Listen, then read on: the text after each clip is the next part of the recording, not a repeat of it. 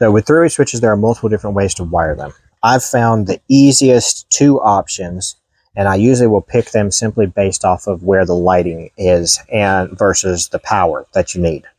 So for a three-way switch, all you need is you need to have the light leg on one end and the hot leg on the other.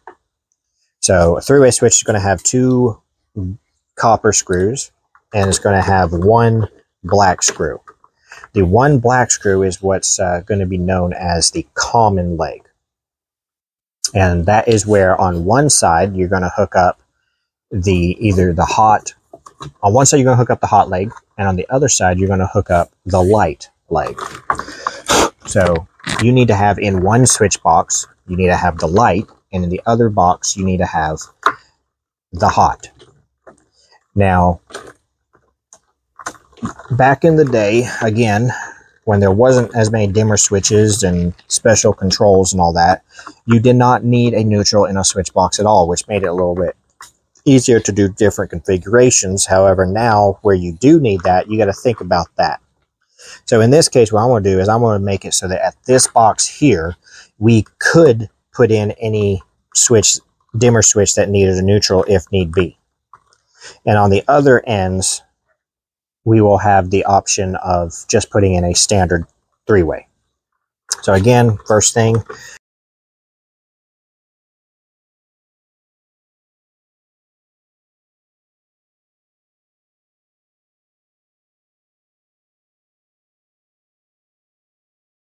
so you have the hot and you get the jumper. They're both tied together. They're together.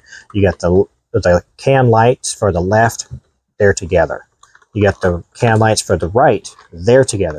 And the hallway three-way is by itself. The reason we did that is, again, it has to do with the way the cans are ran. Also to try to keep less wires in this box. And I did it so I can show you how different ways of choosing to wire this can happen. They're all labeled so that we can strip them back. So the hall can right here comes up and it goes over to this spot.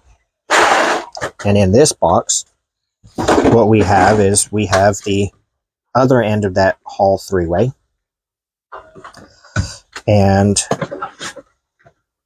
this wire is not labeled. It was something that was ran in afterward, but it goes straight up there to the can lights. So this is the hall cans, and this is the hall can three-way. So in this box, we got two wires. Now the other option is again, so here for the hall cans, not the hall cans, but the right cans, we have the light leg from them, we got the three-way from them, and then we have the hot legs in here. So we actually have both hot legs, and we have the light, which means we don't have it in the other box. So in the other box over here, on the right, you will see that we have only one wire. It's just the 14-3. That is not an issue at all because of how we're going to wire this box up right here. We'll start with this one over here. So in this three-way, what we have is we have our three-way wire and our light leg. So in this case, you need a neutral, of course, up at the can light. But we have no hot leg in this box. There is no power in this box. The only time that power will be here is when it comes through the travelers on the three-way switch, which is how three-way switches work. You have two travelers. That's what the other two copper screws are. They're travel legs. All it does is when you turn the switch on either end, when you flip it, you're simply taking the power from this leg and putting it on this leg. Or flipping it again, you're taking it from this leg to this leg. And if this leg is bringing power to this box and connects up to this switch, this one, when the switch is in a configuration, now you have power. But if you flip this switch, what you're essentially doing is you're taking this and you're connecting it to here, but the power is still connected to this one. Your light is not on. You can do that two ways. You can flip this switch again, which will put it there, or you can, on the other end, flip that switch, and what that does is that connects the hot to this. Now you have hot coming from over there to this box, to the light, and then your light comes on. So that's how a three-way switch works. But since there is no hot leg in here, what we will be doing in this case is we're going to use the white wire from the three-way wire, the 14.3, as an actual neutral. In a pre-made cable like this, you can choose to use that white as a neutral, or you can phase it and use it as a hot leg or a jumper, which is one of the other ways that you are allowed to wire a three-way switch, and very, very common. If you actually understand how a three-way switch works, it makes it not so difficult to troubleshoot, but it can very easily confuse someone. So we got the neutral. Just going to fold the ground because that's the way we do that. Folding it instead of cutting it.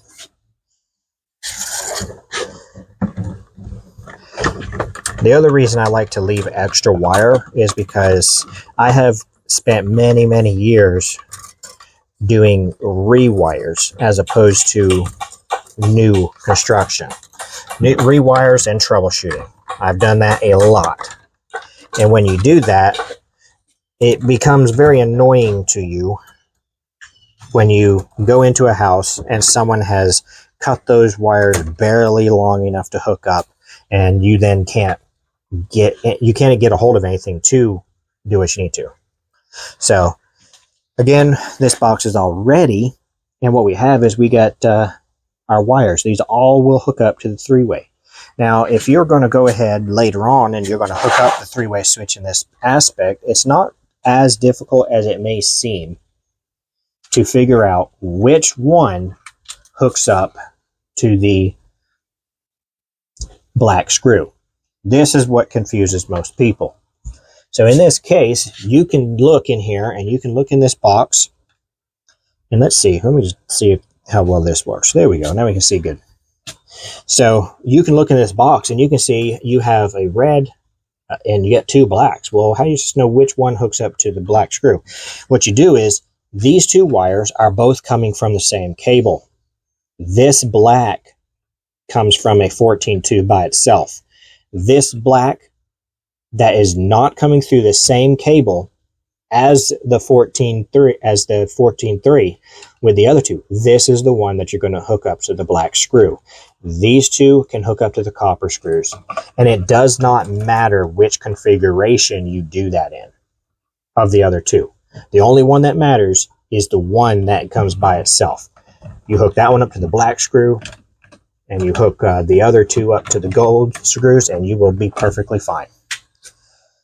Now, that is the one way to do that. Now, on this three-way switch here, we only have a 14.3, which means what we're going to have to do for a three-way switch is you're going to have your two travelers, and you need to have your hot leg or your light. Now, the way to do that, and this is typically what we'll do when it's in a very difficult to get to place.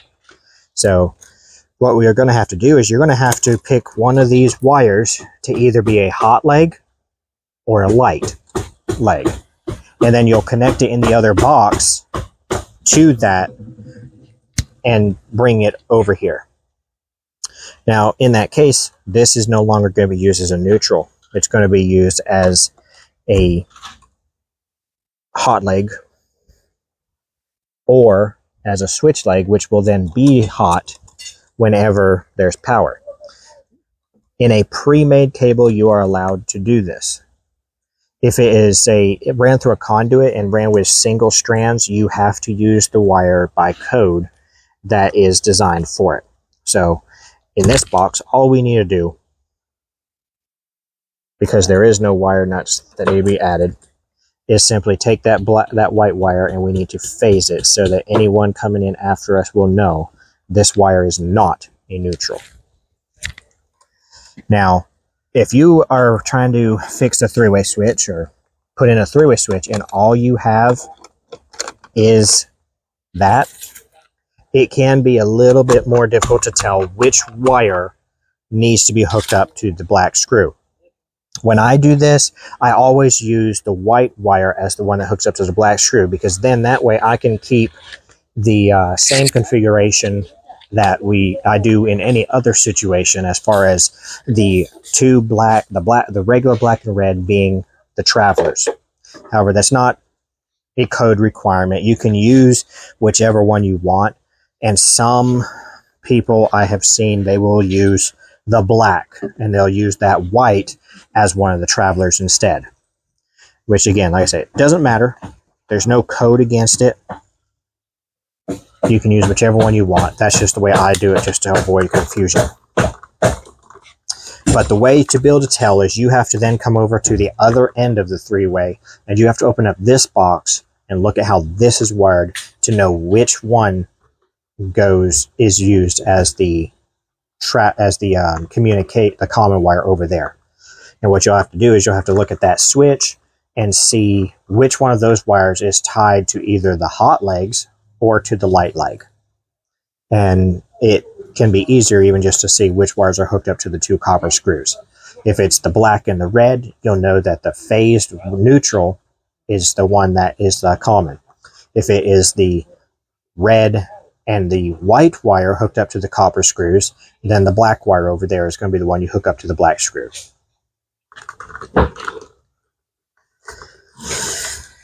So for now, we'll strip these back.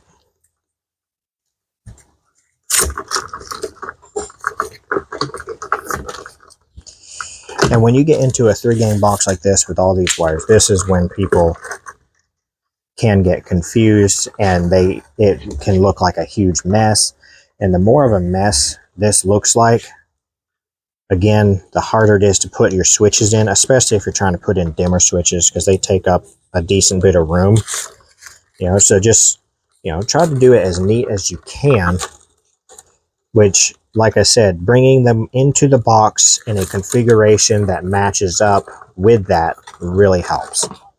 So again, I did the same thing with this box that I did over here, as far as I tried to bring the wires in based off of which switches a homeowner is going to want to use in a certain configuration to make it more convenient for them, and then make it more convenient for me to make up the box. So the reason I did the right cans first right here is because that is going to be probably the cans that they're going to use the most out there. It's the ones that are more towards the main area, and it is the one that is farther away from their master suite door, which is one of the things that they were wanting to do. Is basically they would probably not turn those cans over there, which are on the left side, on as often, because then that way if someone's in the master bedroom, it's not interfering with light through there. Now they have a curtain over the window, so it probably wouldn't really make a difference, but that's their theory on it. If they change their mind, that's up to them. I also like to always bring them in as close to where the stud is as possible. This is not an actual stud. This is just a little leg that just helps keep this box in line. That way they can staple neatly. And so the right cans is actually not going to be the first switch. It's actually going to be the middle switch. The reason why is because this is going to be their main pathway that they're going to be coming in and out through here, on. And we've got a 3-way switch for the hall lights. So that one comes in from below. That will be the first switch. The right cans are right here, but they're actually going over here. The reason we get them there again is because I just like to keep it closer to the actual stud. Then I will usually bring like the hot legs and the jumpers, which all tie together, I will try to bring those usually in the middle, because in most cases they are going to go to all three switches. So being in the middle just makes sense on that. And then the farthest one over is the left cans, which in theory, based off of how they feel about it, will be the one that will hardly ever be used. So closest one to hit, second one to hit, they're going to be the ones that get used the most.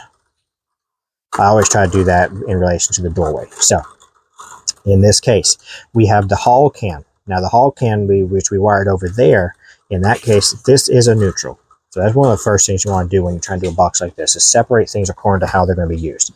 This is for the right cans. We're wiring that in a different way. This is the going up to the light itself. So the light needs a neutral. So in that one's a neutral. This, however, is that three-way wire that we just did over there, where we phase this black. So this is actually, again, on this end, we need to phase this black. This is not going to be hooked up as a neutral. And especially when there's this many wires, you want to make sure that you're not going to be confusing someone coming in behind you thinking that that's a neutral. If they do, they're going to, just short out and blow up the circuit, and then you'll wonder why your lights ain't working. So that one is not a neutral. This one comes from the jumpers. Is for the jumper. It is a neutral. Forming it over there nice and neat. Hot leg. Actual neutral. This is the actual left can light. We want to braid that up here because that's where it's going to form best. Trying to form everything as neat as we can. This one goes over to the left can, and that's set up basically the same as the right can. So that is going to be, and we'll phase that in a second after we deal with these wires here, because there's just a lot of wires here to try to, if I let go of them. So we're going to come out about 7 inches. Give us some extra play, and then we can take care of these just so we don't have to hold them, and we already know what they are.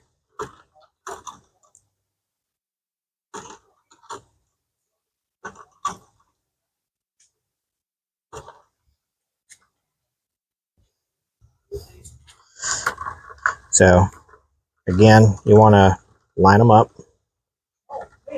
get them kind of semi pre-twisted, or again, you can twist them with the linements, but if you get them good, you should be fine.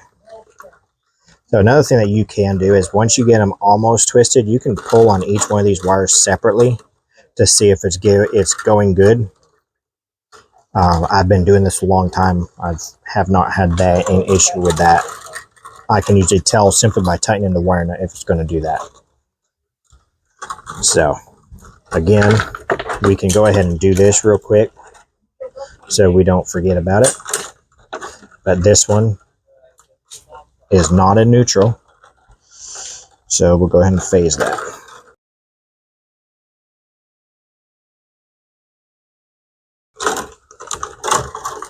And that doesn't have to go, like if there's like a little bit in between that's not against code. It's actually supposed to build the way that they usually do it typically is it is more like a candy cane style.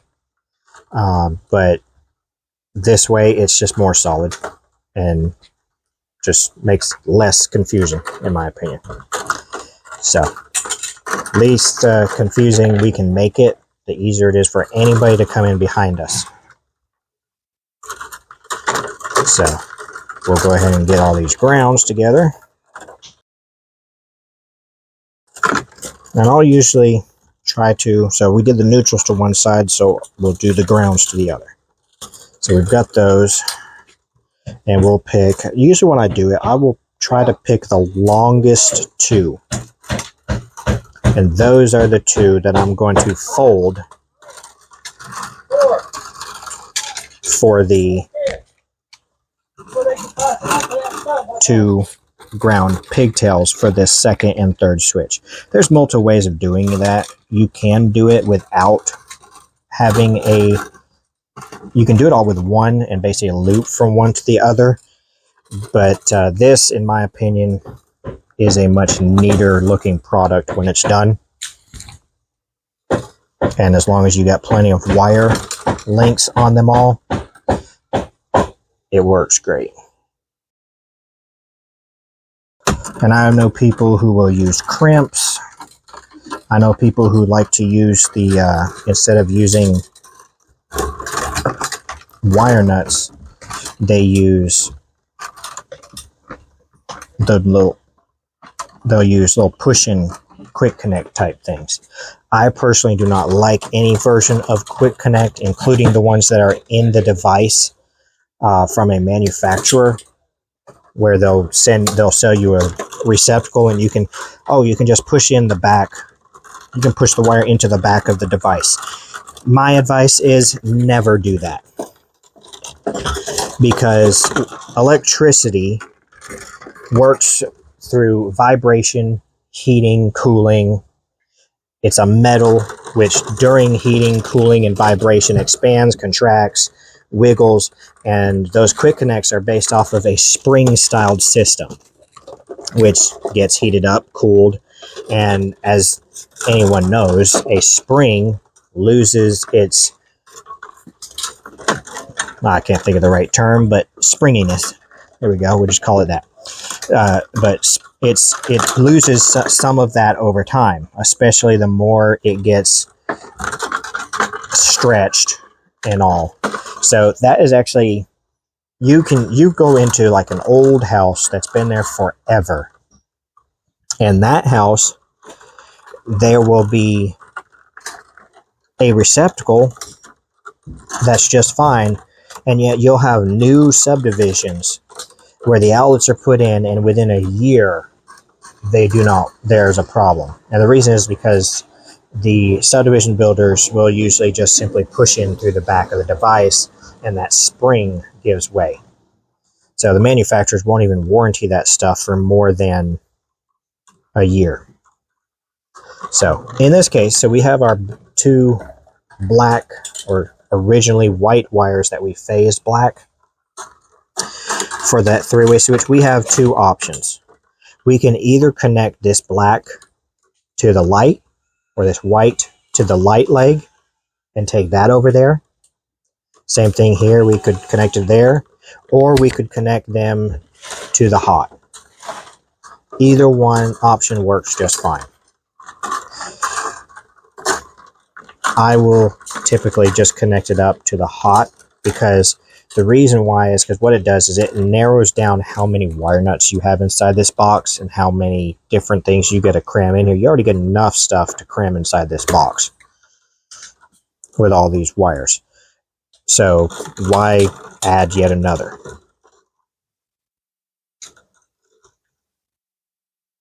Just simply hook them up there, because like I say, all you need is either the hot or the light on the other end. So what we're doing is we're taking the hot leg over there, because we have to wire nut these two together anyway to do two things. One, to bring a hot to the Hall switch, and two, to connect them together to take power over here. So in this case, because of the way we're doing it, we only need one pigtail.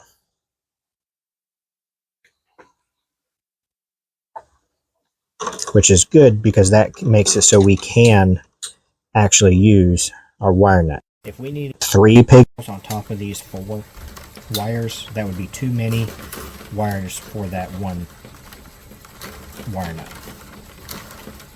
But in this case, we're fine.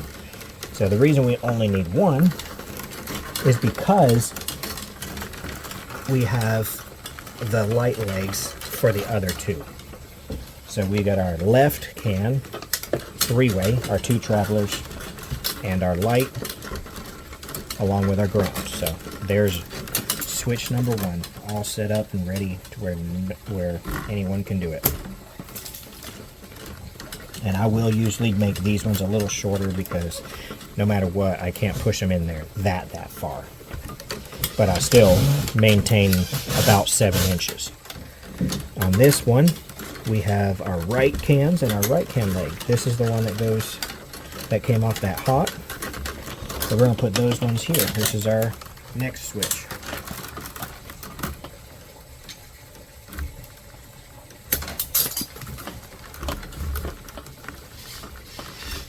And finally, the Hall cams. We got our 2 travelers and a hot leg on this one instead of a light leg.